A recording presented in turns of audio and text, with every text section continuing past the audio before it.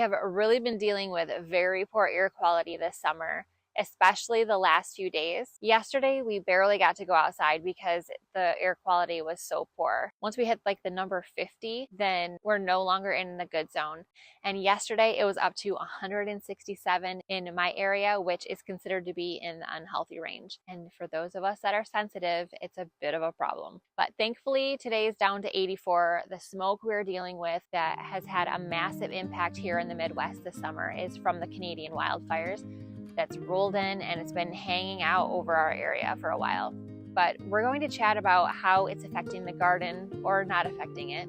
And while we're out here, I'll be picking some cucumbers to see if I have enough to make a small batch of pickles. And spoiler alert, I actually had to buy dill because mine's just not ready yet. Then I'm going to share my family's pickle recipe. So here's what's been happening. The air quality hasn't been great. I don't know if you can see that smoky haze or not, but it's from the Canadian wildfires that has been going on for weeks now. It actually has been going on for the entire summer so far, which has really kind of ruined our summer in a lot of ways. While it's definitely affecting people, especially those of us that have allergies or asthma, thankfully we can't really smell it too much here. A couple days maybe, but we haven't really had much of a smell lately. But it's also something that I've been wondering about for our plants. I actually had to do some homework on this because I was worried about the air pollution and my garden because I didn't know whether or not it would have an effect on the quality of our produce. Now, some say that the heavy smoke can block sunlight enough to slow plant growth or even leave a residue on the leaves that could affect photosynthesis. Now, on the other hand, smoke can sometimes diffuse the light, which might not be all bad for certain crops. But right now in my garden, I'm noticing that a lot of our plants look like that they're wilting despite being watered and having good soil. Now, I've learned that because of the amount of intense smoke, it can in fact have an impact on our weather. Now, the last few weeks it has been hot, like in the 90s, and it's unusually humid. Now, last week we had a day that was 89% humidity when I woke up, and it was so humid outside that in the morning when I went to raise the blinds, I noticed that despite having the air conditioning on, the blinds were dripping wet.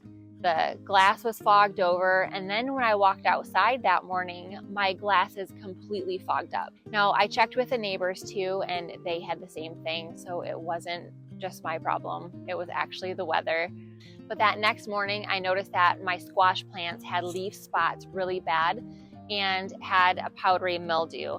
So I sprayed it all down with some baking soda water, and then I went ahead and I sprayed it with some neem oil that also had peppermint oil in it. And it actually seemed to work. It didn't spread anymore after that, and after a few days, I just cut off the ugly leaves and now all is well. So honestly, I think that the bigger challenge has been making sure that I can be out here working without overdoing it, and that we keep pacing ourselves and making shorter trips when the air quality is not good. All right, let's see how many cucumbers we can find today. I've been keeping an eye on these plants and they're finally starting to produce in bigger numbers. So I'm hoping for enough to make at least a small batch of pickles today.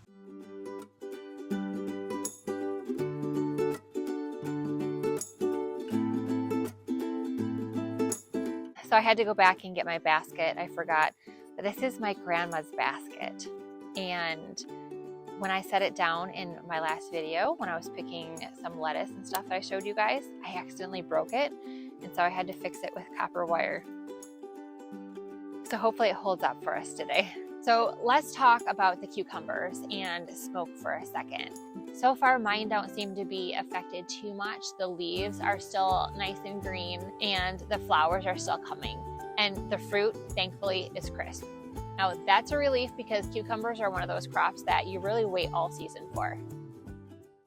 Now, one thing that we have noticed though, despite having flowers and fruiting plants, is that we still have less fruit production this summer.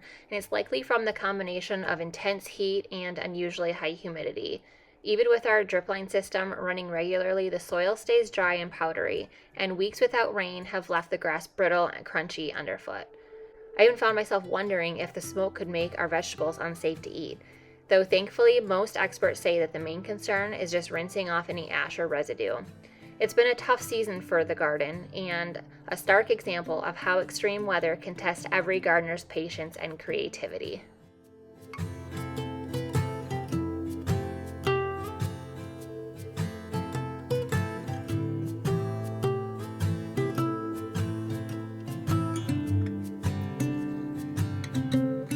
So I am wearing gloves because I knew that these cucumbers were actually quite prickly, and they kind of hurts when you pick so many cucumbers and they're all prickly. It kind of gets to your skin a little bit.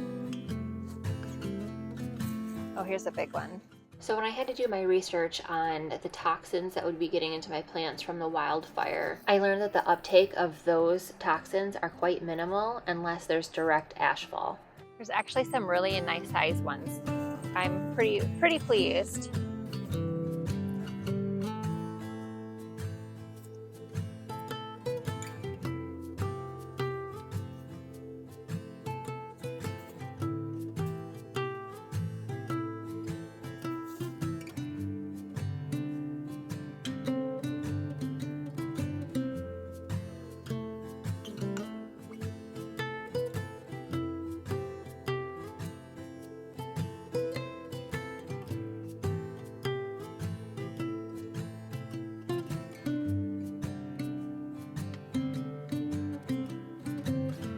I have some jealous babies in the background. They're chirping at me. I don't know if you can hear them.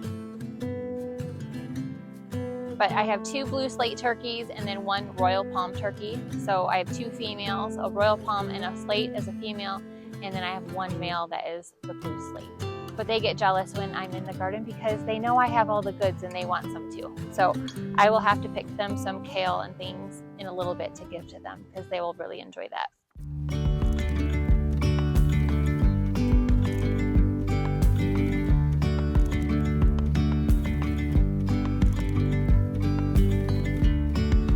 Yesterday there was sun and there was rain, beauty in the mundane,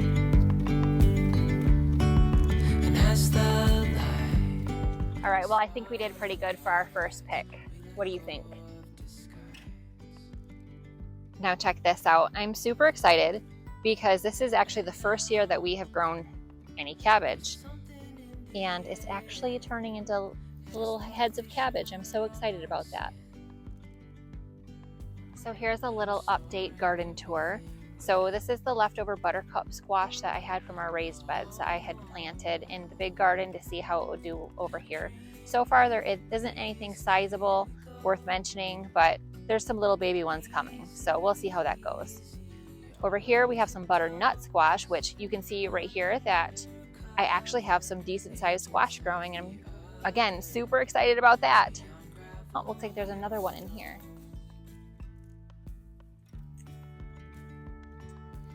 And then down a little bit farther, we have zucchini. Oh my goodness, there's a big one in there.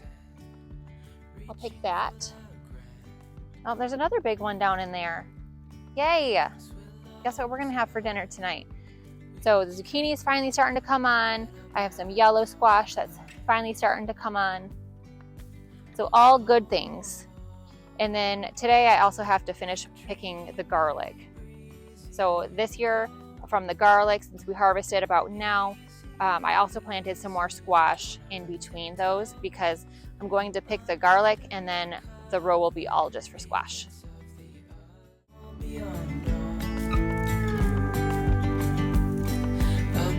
Scale the world in halves as we go. I wouldn't want it any other way, no. Dreamy, breezy, we go. So some of these are pretty decent sized and some of them are not. But it's okay. It's all a win. I'm happy with what we got. Okay, I officially regret wearing a long sleeve shirt today. It's only 72 degrees, but after trying to get some of these out of the ground, I'm pretty warm. But that's okay. This is how much garlic I just harvested today. This is about half of what we got for the year, and the other half I had already picked. So this is what we got for today. And some lettuce. And some lettuce. Here you go.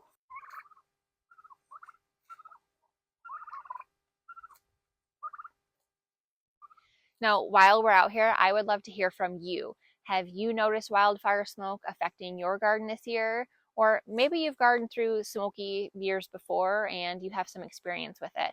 I would love for you to drop your comment down below and let us know so we all can learn from each other. And if you're enjoying this little walk through the garden, please hit that subscribe button and turn on the bell so you don't miss future videos. We post new videos every week and I love sharing these moments with you. So funny story, my dill is just starting to grow, but it's nowhere near ready for pickling. Now, every year, Justin and I go back and forth on when to plant the dill so it's ready the same time as the cucumber, so we have it for pickles.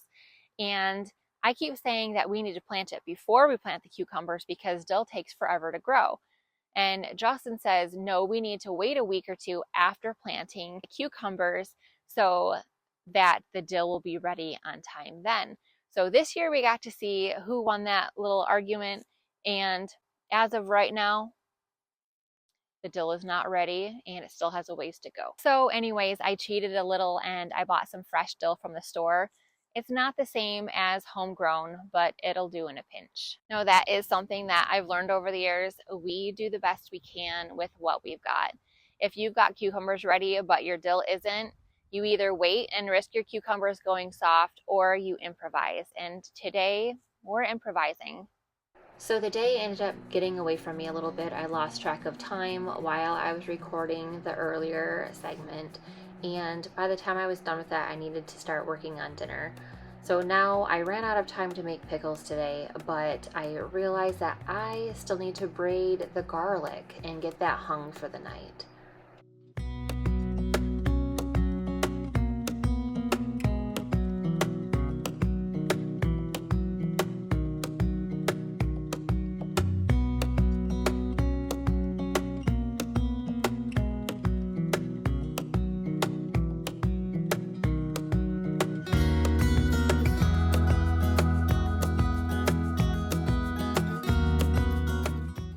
So this is the next morning and I only have about an hour before I need to get everything ready for us to leave. We are going to be heading to a local festival and we are taking some family up to see the fireworks. So I have about an hour to get this project done for canning pickles. So these cucumbers are a pickling variety and they have a lot of spines. So I like to use a vegetable scrubber to remove all of the spines before they go in the jar. So first thing is we get 3 quarts of water with 1 quart of vinegar and we bring it to a boil.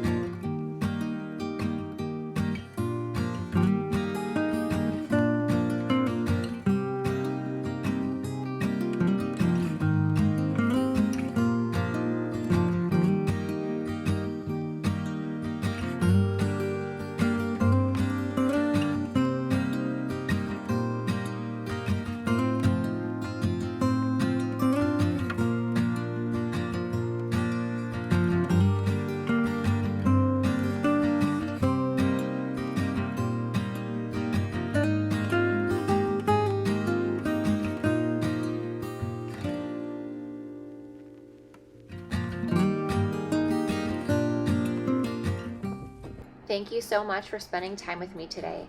Don't forget to share your wildfire smoke gardening experiences in the comments and hit that subscribe button so you don't miss future videos. We'll see you on the next one.